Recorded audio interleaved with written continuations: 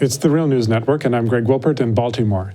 Contrary to popular belief, Trump's military budget proposal for 2020 is far higher than the official numbers would suggest. According to one estimate, it is actually $500 billion, or 40% higher. That is, according to the numbers Trump submitted to Congress, he's asking for $750 billion in military spending for 2020, which is already $34 billion more than 2019. However, according to analysis by William Hartung and Mandy Smithberger, the actual defense budget is closer to $1.25 trillion. I am joined now by William Hartung, one of the authors of the analysis that was published on the website of TomDispatch.com.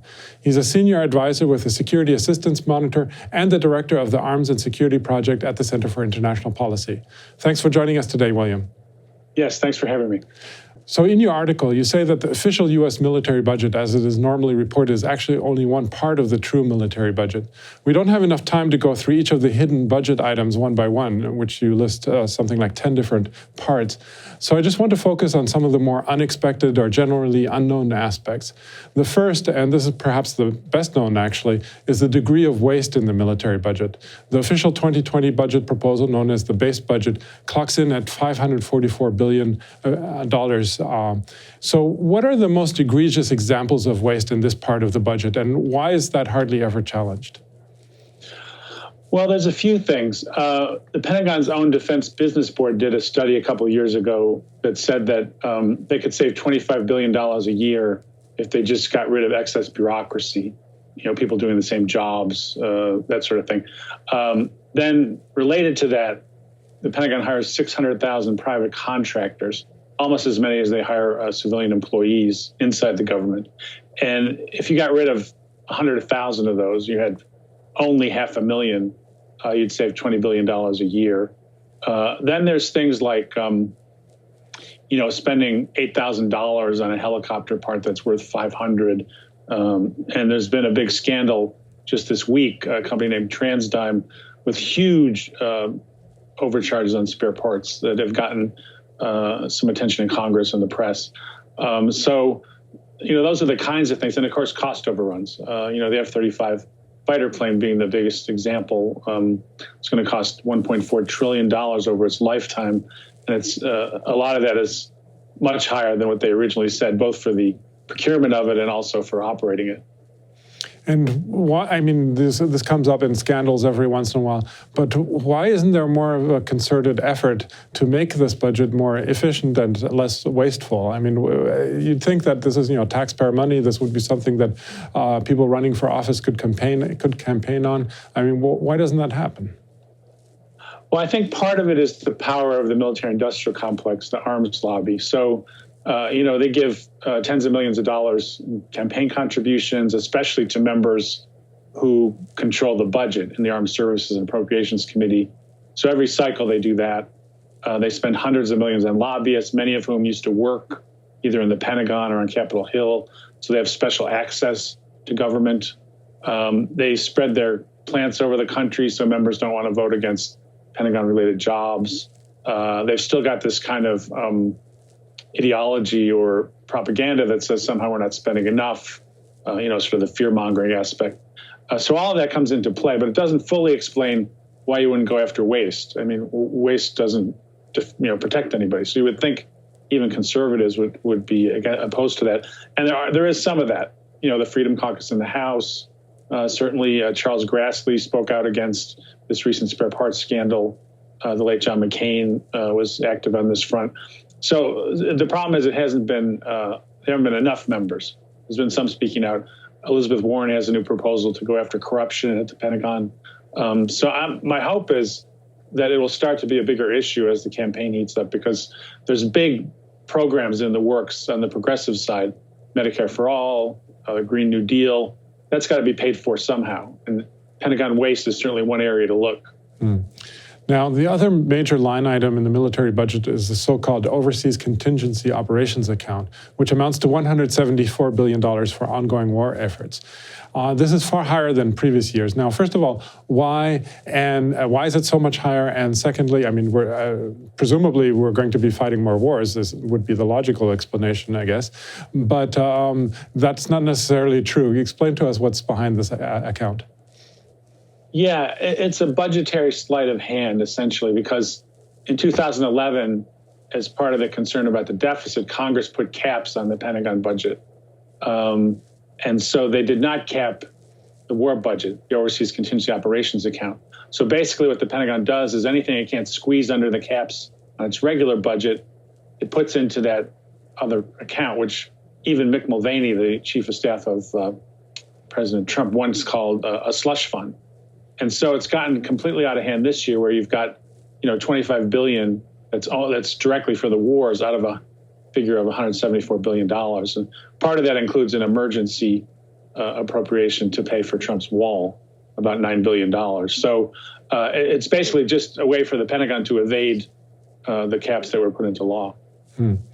Now, there are two parts of the budget that are always left out of the official Defense Department budget, which are clearly part of the military. That is nuclear weapons and Veterans Affairs, which together total about $240 billion. I believe that the Veterans Affairs was $216 billion, and the rest, 26 or so billion for nuclear weapons.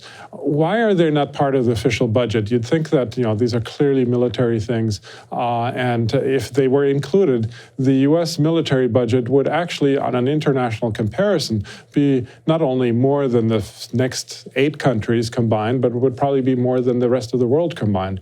So what's going on here? Well, nuclear weapons were originally in the Atomic Energy Agency back in the 50s when they were developed.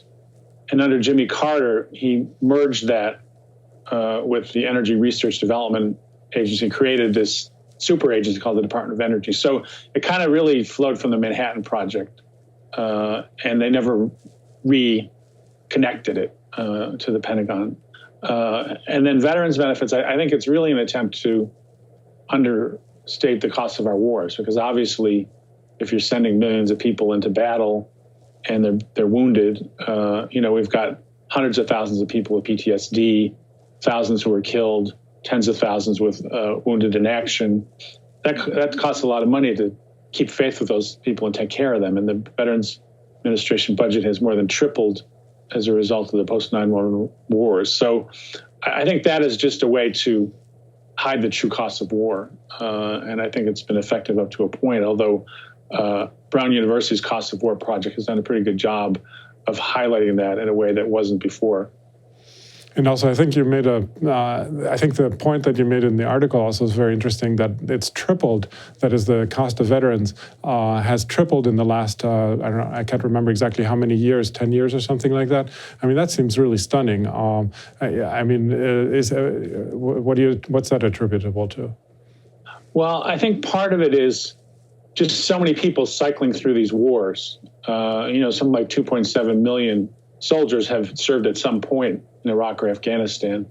And then the nature of these wars is, on the one hand, there's better combat medicine, which cuts down on the number of people killed, which of course is a good thing. But it results in many more people surviving with very serious injuries. And then also the nature of these wars, which are on the ground, in some cases even hand-to-hand combat, tends to drive up the level of people with post-traumatic stress syndrome. So all those things together have made that budget mushroom. And of course, they haven't always done a very good job bureaucratically of taking care of people, even with that huge amount of funding. Now, finally, an important point that you make about the budget is the share of the interest payments on the national debt that can be attributed to the military. You say that number is $156 billion for 2020. Now, I'm wondering, though, how is that calculated? I mean, when the government takes out debt, it does not generally specify which debt is for the military and which debt is for civilian purposes. So how can we know how much actually should be attributed to the military? Well, it's basically a methodology that says, what percentage of the budget was military during the year that the debt was, gone into. So it's an estimated technique, because you're right. You can't say, well, this particular bond or this particular loan went for this fighter plane or anything like that. But the basic concept of, if you're running a large deficit and the Pentagon has a huge percentage of your budget that year, you can allocate proportionally. So that's how it was done. Mm-hmm. Well, we're going to have to leave it there for now, but I encourage people to take a look at the article, which is, as I said, on the website of tomdispatch.com and also of thenation.com.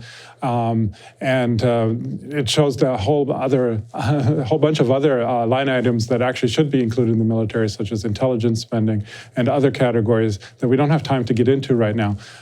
So we're going to leave it there for now. I was speaking to William Hartung, Director of the Arms and Security Project at the Center for International Policy. Thanks again, William, for having joined us today. Yes, thanks so much.